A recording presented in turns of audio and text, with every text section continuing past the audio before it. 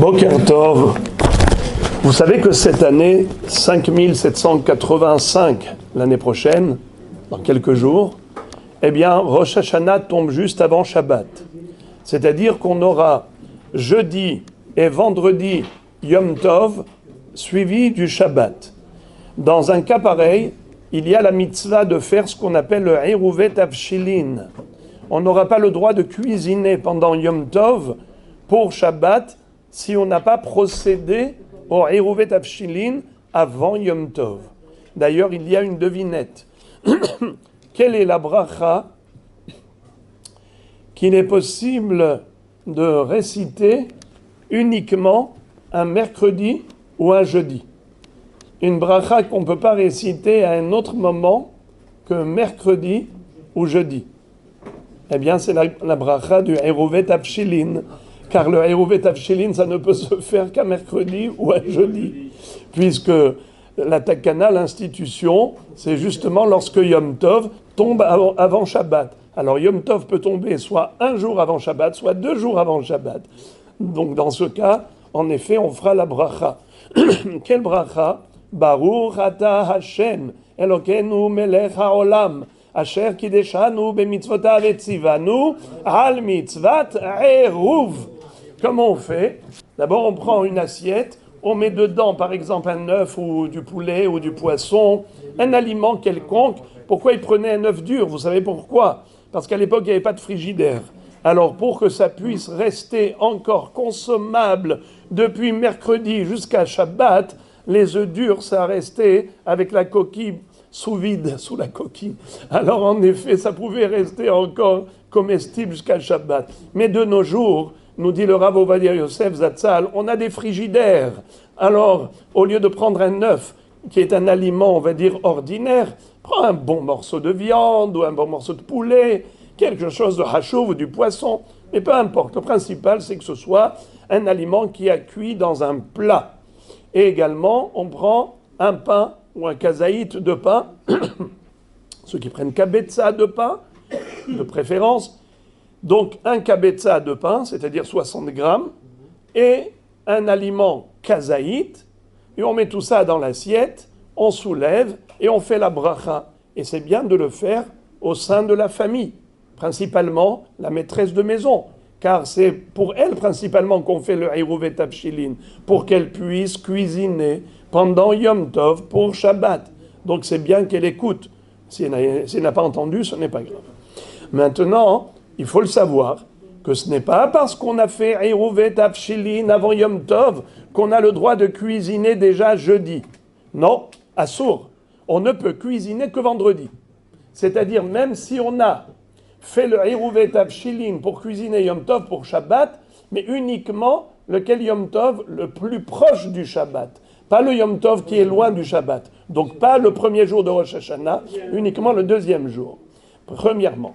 Deuxièmement, de préférence, cuisiner le deuxième jour, mais le matin, plutôt que l'après-midi ou la fin d'après-midi. Pourquoi? Parce que le Eruvet Avshilin est basé sur une notion qu'on appelle « Ho'il ve'imikal orhim ». Qu'est-ce que ça veut dire? Vous savez que le Eruvet Avshilin, quelqu'un aurait pu me dire « Mais c'est quoi cette histoire ?»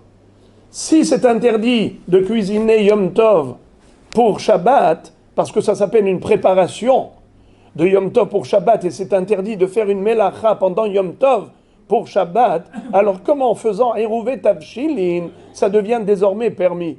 Qu'est-ce que tu as gagné?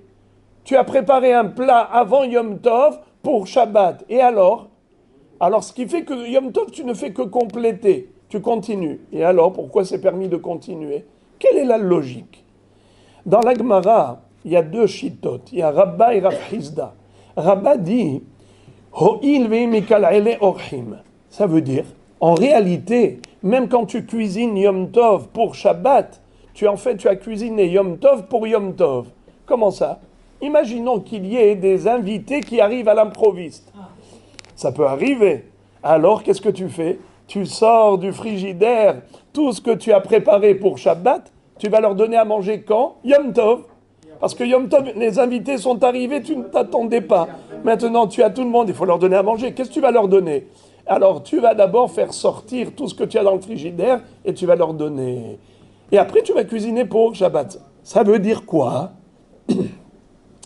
Que quand tu cuisines Yom Tov pour Shabbat dans ton intention, mais dans la réalité, ça peut éventuellement servir déjà pendant Yom Tov lui-même.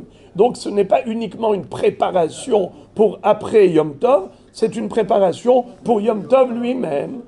Alors dans ce cas-là, les frères et les amis, si on veut laisser le temps aux invités d'arriver pendant Yom Tov, alors il faut cuisiner le matin ou en début d'après-midi. Mais si tu cuisines à la dernière minute de Yom Tov avant Shabbat, quand est-ce qu'ils vont arriver les invités?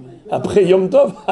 Alors tu n'as rien gagné. C'est pour ça que nous dit la halakha qu'il faut cuisiner relativement tôt le matin. Sinon, si malgré tout, il n'a pas cuisiné trop tôt, c'est quand même permis parce qu'on s'appuie sur l'opinion de Rav Hizda qui dit Tzorche Shabbat na'asim b'Yom Tov. On a le droit Yom Tov de cuisiner pour Shabbat parce que Shabbat c'est plus important que Yom Tov. Dans l'absolu. Les Rathila, a priori, on tient compte de Rabbah. Mais Bedi Avad, on s'appuie sur Rav Hizda. En tout cas, le Eruv et Tafshilin, il ne faut pas oublier de le faire. Si quelqu'un a oublié, qu'est-ce qu'il fait? Il peut s'appuyer sur le Rav de la ville. Le Rav de la ville, il fait Eruv et Tafshilin, pas que pour lui, pour tous ceux qui ont oublié. Mais quelqu'un qui n'a pas oublié, quelqu'un qui sciemment, il dit, moi je compte sur le Rav de la ville. Non, moi, laisse-moi tranquille, moi ça ne m'intéresse pas de faire Eruv et Tafshilin. Alors celui-là, il n'est pas quitte avec le Eruv et Tafshilin du Rav de la ville. C'est uniquement quelqu'un qui a oublié. Et vous savez, si on veut faire du Hesed avec nos frères et sœurs, eh bien, il faut leur apprendre Eruv et Tafshilin. Tu as compris comment on fait Eruv et Tafshilin? Alors, va apprendre à tes voisins qui ne savent pas faire. Et tu leur dis mot à mot, Baruch, Ata, Hashem.